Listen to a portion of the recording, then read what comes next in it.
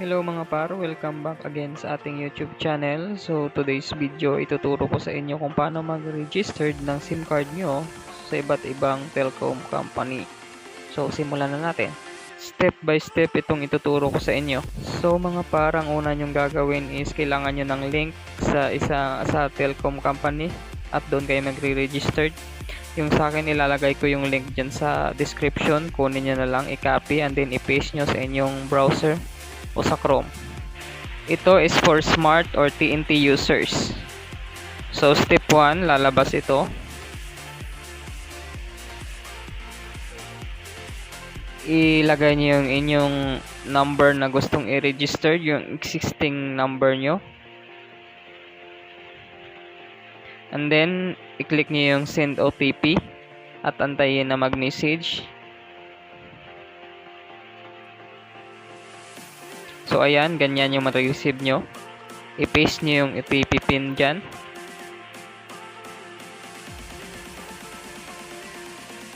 After nyan,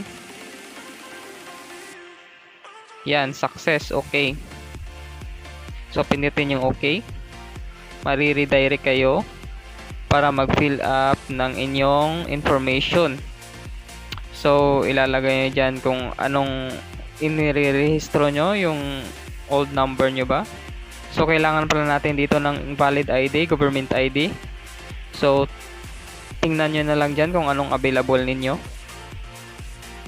So sa akin dito is driver's license.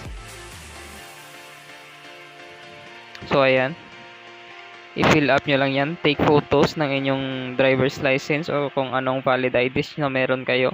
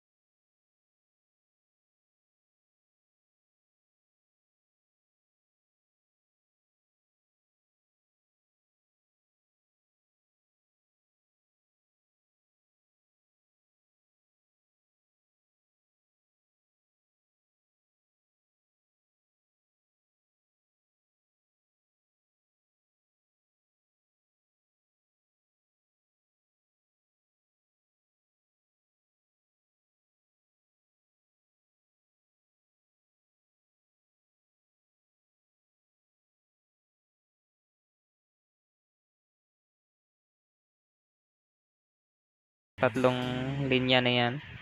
Then yung register SIM. Then may re-redirect kayo. Dito, enter nyo yung number na i-registered nyo sa Globe. Same process pa din, parang same process pa din to doon sa smart natin sa Text. Magsisend ulit yan ng OTP pin sa inyong number na i-registered. So ayan, kailangan nyo lang i-verify. So same process, ID. So driver's license ulit ginamit ko. Pero dito is i-upload mo na yung pictures. So dito guys, kailangan nyo munang kuhanan ng pictures yung inyong ID. Tsaka kumuha kayo ng sarili nyong picture. Pero kailangan hindi tataas sa 2 MB yung size. So dapat i-crop nyo para tama sa kanilang hinahanap na size. So after nyo mag-upload ng IDs nyo at pictures nyo, lalabas yan, terms and conditions, agreement. I-click nyo lang yung dalawa dyan. Then ayan, tapos na, complete. Registration complete. So, ayan, ganun ulit, itatago niyo yung reference number niya. Kung sakaling hanapin, may ibibigay kayo. So, yan lang po. At wala kasi akong dito na SIM card at wala namang signal dito sa amin. So, same process pa din siguro yun. So, sa mga hindi pa nakasubscribe dyan, huwag kalimutang mag-subscribe. Click yung bell notifications. Thank you!